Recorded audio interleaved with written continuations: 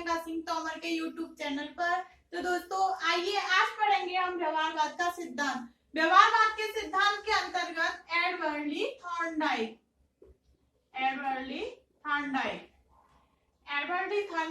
अमेरिकी मनोवैज्ञानिक थे। कहाँ थे? अमेरिकी मनोवैज्ञानिक। इन्होंने अपना संपूर्ण जीवन शिक्षा के रूप में व्यतीत किया।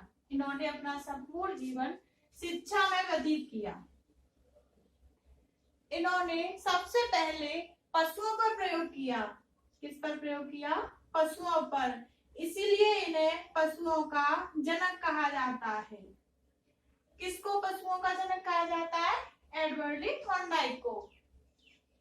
इन्हें शैक्षिक मनोवैज्ञानिक भी कहा जाता है। क्या कहा जाता है? शैक्षिक मनोवैज्ञानिक। इन्हें शैक्षिक मनोवैज्ञानिक क्यों कहा जाता है? क्योंकि इन्होंने सबसे पहले सीखने के नियम, सीखना यानी अधिगम, सीखने का नियम दिया। सीखने के नियम में इन्होंने दो भागों में विभाजित किया। पहला मुख्य नियम, दूसरा गौण नियम। कौन सा? पहला मुख्य नियम, दूसरा गौण नियम। मुख्य नियम को हम प्रधान नियम भी कहते हैं। क्या कहते हैं? प्रधान नियम। मुख्य नियम को थॉर्नडाइक ने 3 भागों में विभाजित किया है और गौण नियम को 5 भागों में।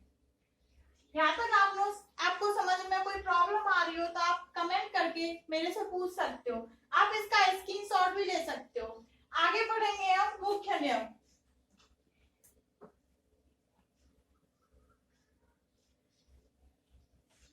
क्या पढ़ेंगे? मुख्य नियम। मुख्य नियम को 3 भागों में विभाजित किया गया है। कितने भागों में? 3 भागों में। पहला अभ्यास का नियम, अभ्यास का नियम। दूसरा प्रभाव का नियम।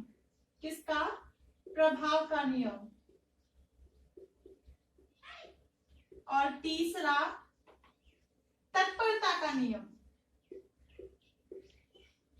किसका? तत्परता का नियम।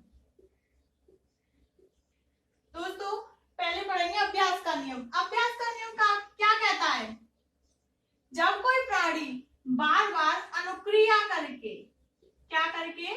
क्रिया करके अपने लक्ष्य को प्राप्त कर लेता है, यानी जब कोई व्यक्ति बार बार अनुक्रिया करके उद्दीपक को प्राप्त कर लेता है तो उन दोनों के मध्य में संबंध होता है। क्या होता है? संबंध उत्पन्न होता है। संबंध को हम क्या कह देंगे? बंधन। और इसे ही मनोविज्ञान की भाषा में अनुबंधन। क्या कहता है अभ्यास का नियम? जब कोई प्राणी बार बार अनुक्रिया कर रहा है, उद्दीपक को प्राप्त कर रहा है, तो उन दोनों के मध्य में क्या होगा? संबंध प्राप्त होगा। संबंध प्राप्त होगा तो हमको अधिगम प्राप्त हो रहा है। अधिगम कैसा प्राप्त होगा? 100%।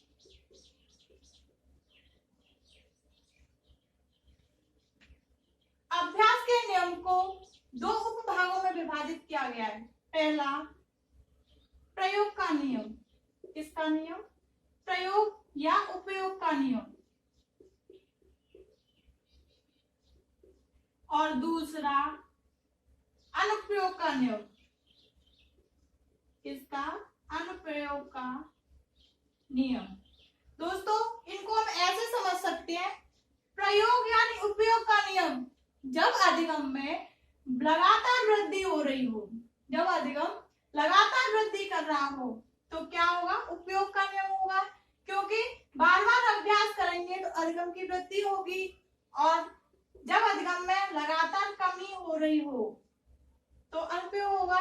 क्योंकि यहाँ पे हम अभ्यास नहीं कर रहे तो अधिगम की कमी होगी।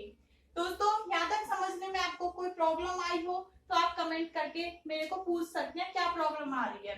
दोस्तों यहाँ पे क्वेश्चन बनता है कि थॉर्नडाइक ने 2 उपनियमों को विभाजित किया। जो कौन कौन से हैं?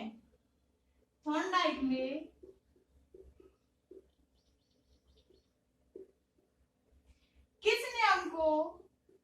किस नियम को प्रयोग और अनुप्रयोग के रूप में विभाजित किया है? प्रयोग और अनुप्रयोग के रूप में विभाजित किया है।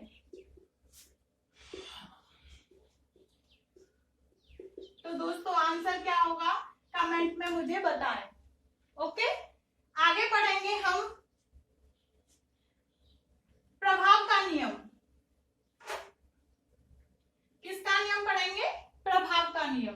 दूसरा प्रभाव का नियम या परिणाम का नियम, इसे क्या कह सकते हैं? परिणाम का नियम। दोस्तों परिणाम का नियम क्या कहता है? जब कोई व्यक्ति अनुक्रिया करके अनुक्रिया करके परिणाम को प्राप्त कर रहा है, जब कोई व्यक्ति बार बार अनुक्रिया करके और परिणाम को प्राप्त कर लेता है तो उसे हम क्या कहेंगे? परिणाम का नियम। समझ में आया ना? आगे पढ़ेंगे तत्परता का नियम। तत्परता का नियम। दोस्तों तत्परता के नियम को गुणवर्त ने मानसिक तैयारी का नियम कहा है। गुणवर्त ने इसे क्या कहा है? मानसिक तैयारी का नियम। मानसिक तैयारी का नियम। जब तक दोस्तों व्यक्ति मन से तैयार नहीं होगा जब तक कोई कार्य संभव नहीं। जब तक व्यक्ति मन से तैयार नहीं होगा जब तक कोई कार्य करना संभव नहीं, अधिगम की प्राप्ति नहीं होगी। मान के चलो कि एक घोड़ा लेने के लिए आपने 10 लोगों को भेज दिया। एक घोड़ा लेने के लिए 10 लोगों को भेज दिया, तो जो लोग गए थे उसे घोड़े को तो ले आए, लेकिन क्या नदी के किनारे उसे खड़ा करके पानी पीने के लिए बाध्य कर सकते हैं? जब तक उसे बाध्य नहीं कर सकते जब तक वो अपने मानसिक रूप से तैयार नहीं है। कोई भी कार्य जब तक संभव नहीं है तब तक हम अपने मानसिक रूप से तैयार नहीं होंगे। इसीलिए इसको कहते हैं तत्परता का नियम, यानी मानसिक तैयारी का नियम। दोस्तों कल पढ़ेंगे हम, नेक्स्ट क्लास में पढ़ेंगे गॉड नियम। आपको मेरी वीडियो अच्छी लगी हो तो मेरे चैनल को सब्सक्राइब करें और वीडियो को लाइक एंड शेयर करें। धन्यवाद।